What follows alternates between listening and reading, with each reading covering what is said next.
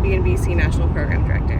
In the car with us today, we have one of our students right here, Tyree, who is part of the 107 class, and we have Captain Joe Crawford of our training department, a highly qualified captain as well, and myself, Chief Field Operating Officer, Sana Hafiz.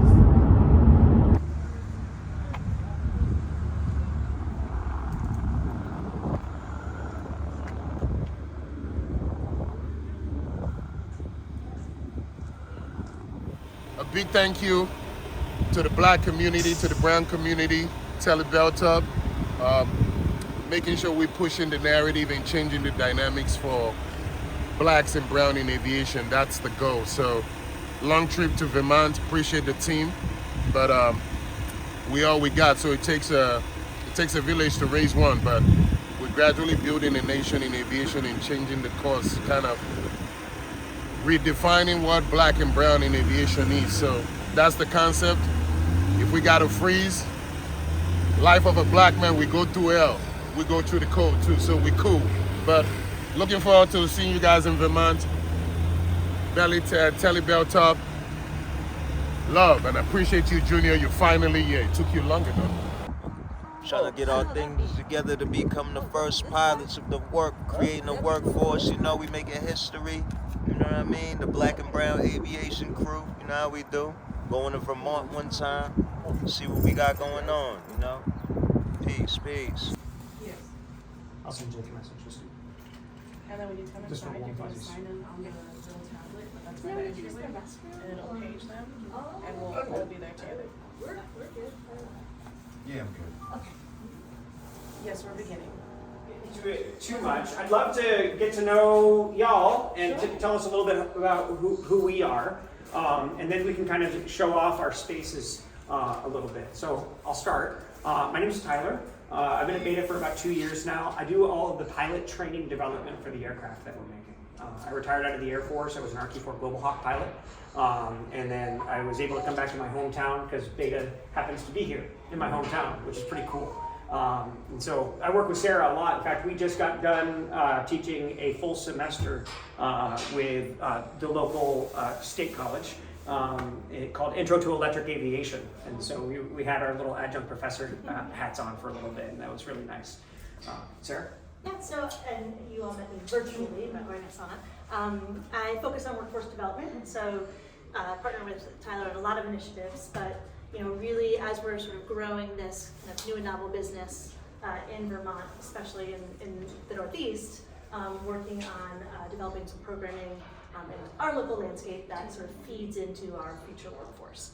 So that sort of has taken a big sort of focus on manufacturing. So that's as we're transitioning to manufacturing right now, so that's a big focus of ours. But I sort of brought in Tyler, brought in the expert for the pilot training component of our discussions. No, that's so, great, and it's yeah. perfect because today we have the training department here with Awesome. us.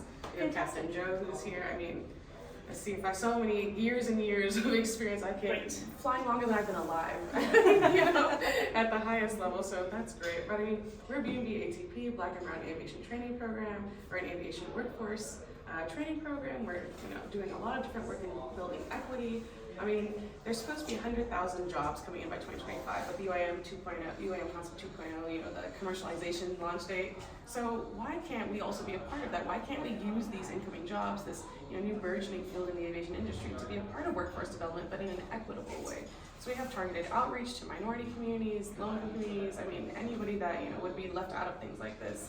And on top of it, as well as with aviation, when you look at the FAA 107 section of that, right, kind of starting at the baby of it, we can start training at a young age, so we can provide opportunities for folks that are, alternatives to standard education. It's giving people a federal license, it's giving them, a job skill, something that they wouldn't have in a lot of other programs that you can use across the country, which is just their recreational, of course. But then they go on usually and do their Part 107 license as well. Me and Nora just graduated and got our licenses too in the last cohort, and we're working on getting our instructor certifications as well. So this is really great, just being here, seeing that other folks are also working in the industry. Hopefully we'll be flying the aircrafts that you guys are designing, and hopefully our training department can work closely with yours as well. So this is really exciting. Yeah. And then for everybody else as well? Yeah, Nora is a recent graduate from our last cohort. Anton is also a recent graduate from our last cohort. Tyree here is in our current 107 cohort right now. And we have Captain Joe that you met on the phone call, and this is Junior Beltop, one of our media partners in Hyde Park. They're actually, I think, the largest Haitian media television, company in Hyde Park itself, and have a huge subscriber base. So this is part of how we have such good outreach to different communities that often get overlooked. You have to have community stakeholders, community partners that people are comfortable with, that they consume, for things outside of workforce development. Because how do you reach people in regular life? How do you maintain that basis of students? How do you keep them there? How do we provide support? So we do tutoring in multiple locations. I mean, we tailor our curriculum to help these students stay involved. I mean, it's a full thing.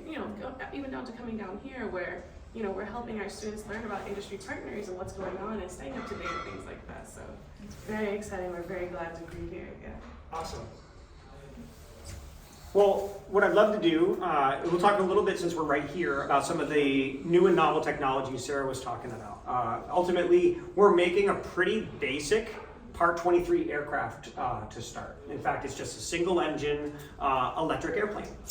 The thing that's new for the FAA and regulations is the electrification piece. So we have an electric power plant, and then we decided to electrochemically store that energy in the form of battery packs, as opposed to making that energy with like hybrid propulsion and stuff like that. So the vehicles that we're making are 100% electrically powered, and they fly on battery packs that we make right here in-house. And so we'll buy commercially off the shelf these 2170 cells, and then we'll put up to 2,772 in these cells, which will be in the certificated conforming battery pack that we'll have in ALIA.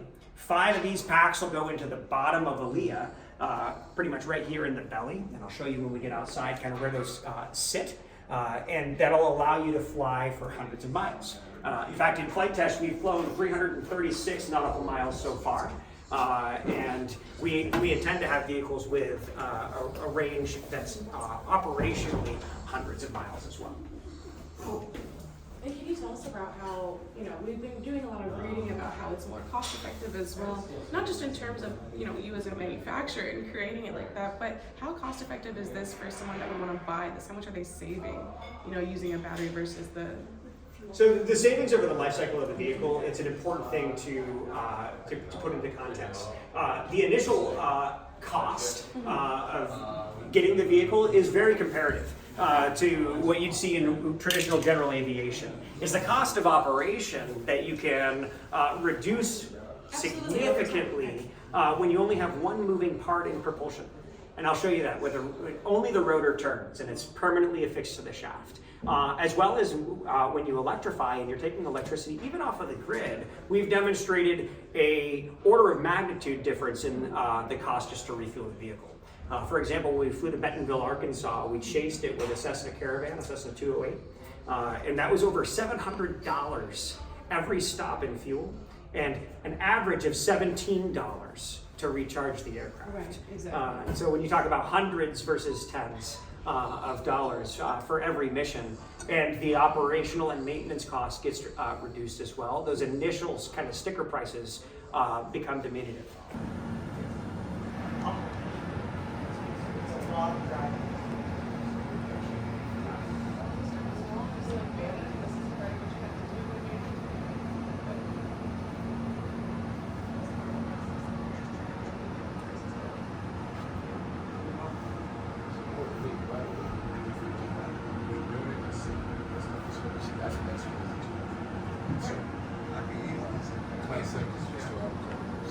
Oh, Yeah, and that'll stop these.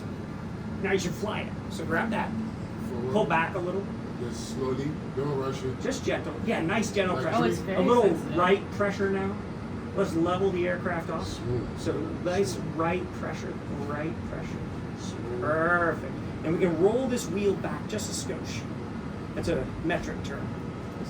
Yeah. Perfect. Yeah. Awesome. Okay.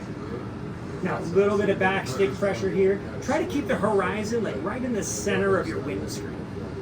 Perfect. Look at this. You want to do something harder? yeah, this The is good thing is when you get Okay. I'm gonna help you. Go ahead. Okay.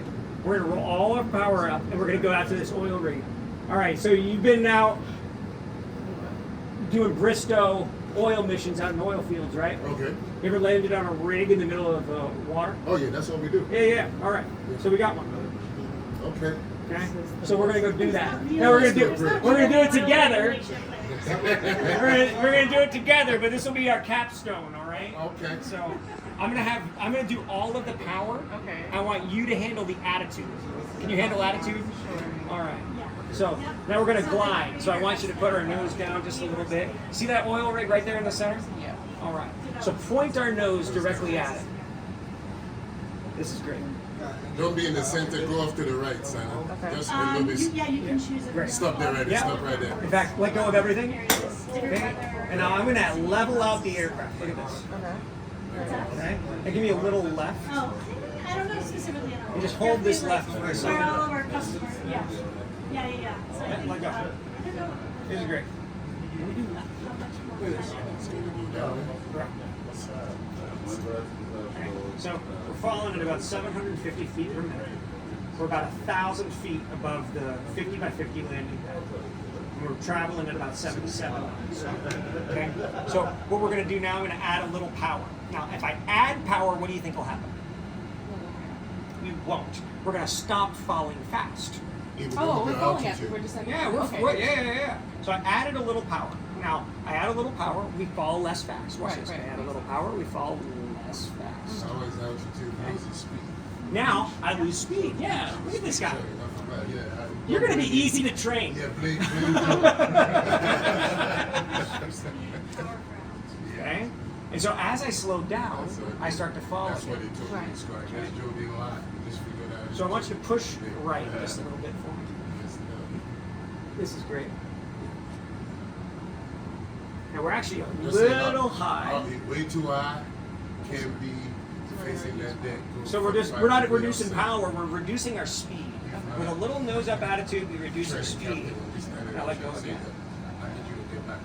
Okay? Here comes the oil rig out in front of us. Okay? You ready for the coolest part of this? He's facing the losing engine. He has to back. Okay, now give me a twist until we're pointed right at it. Crash.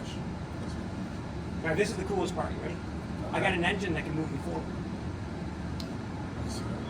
Oh, yeah. Oh, yeah. Look at this. Thrusters, yeah. Look at this. Okay. My attitude Easy. doesn't change at all, Easy, man. Yeah, you just. How simple is that? You drive into the LED. I'm driving. Yeah, they're not even Right? fun. Now you just. Right? So all I've got control of my power. Give me a little bump to the right. To the right, bring it up a little. Yeah. I got a lift lever that I can raise it up and down. Give me a little bump to the right. Yeah, perfect. Stop running. Okay. And now we're just small little corrections. All right. I'm gonna help you now. Just because we wanted to show well. For a, Right. for a Bristow employee. Right? You gotta keep your Bristol standard, class 2 approach. Let's go. Right? But look at this. Stay in the yellow circle. Into that yellow Right. circle. There we go. Look at that. Nicely done. Look at that. Okay. With a Captain 50. Simon. What, is that a 92? Yeah. Ah, Yeah, okay, yeah. It's old is what it That's is. old. I know we didn't get a chance to talk about brass tacks with the future, but ultimately there's going to be training requirements for this aircraft. And the FAA is going to figure out a way over time to have what we call an ab initio pathway, right? For people to get a powered lift category rating. And then what they're gonna need is very simple to fly, dual control aircraft, just like a Cessna 172 that are in that category that can do that. There is a possibility that this is the type of aircraft that could be used for that type of function, or a purposely built trainer aircraft in the future. Either way, the ability for our operators to use this in Part 135 operation and the ability to train their pilots to get there is something that we are interested in. And any way that we can plug in with y'all to ensure there's equity in that process is something we're willing to sign up for. Man, we appreciate you, and please do not forget so far what you have for the in terms of your flight pattern so far. Please, yeah, connect. Sarah, would you Yeah. keep me honest? Yes. Okay. Yeah. Please keep that up. Again, I can handle it. But I appreciate She's you. really good at saying, "Come on, Tyler, do the thing." But no, I do appreciate you, Tyler. I mean, minus what we've seen so far, we do know it's hard to impress the likes of the legends here and myself, because obviously that's my mentor. But looking at what you guys have done here, the mindset and changing what aviation would be for the future, it has to be commended. So it's sometimes you get embedded in the works, you don't get that pat on the back, because you definitely got your hands in changing the future in terms of green gas emission and how we're going climate sustainability. So I can tell you, keep up the good work. You've done that. You know what to do, and just stay at it, because consistency is what changes the future for innovation. So I just want to say thank you. You've done a lot, and just explaining it how you explain, I could tell you put a lot into your craft. So we appreciate you. We appreciate you for the showmanship, and hopefully we get to fly the real thing soon. I hope so too. Very soon. Hopefully, we let the FAA know, cut out the red tapes. Joe, just tell your buddies, get it done. It's a great visit. The future is bright. Very exciting. Everybody, I mean, what do you guys think? What do we all think? I loved it. Yeah, that was I mean, They made it exciting and just fun. yeah, they're like so enthusiastic that it's like contagious. Yeah, and just the way you explained it, I love what do you guys think when about the concept somebody's of the detailed. aircraft, though? It's definitely That's the like future. an airplane, you can see how drone, it's and a applicable for interstate helicopter travel in one. and everything. Yeah. Get to change.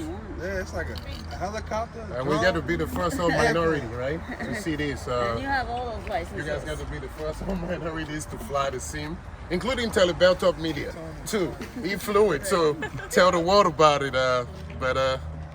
It's been great. Yeah, Tony We the look Tiger. forward to Tony the Tiger Day, man. It was great. Oh, it was great, and happy birthday to Codename, First Officer March. It's his birthday.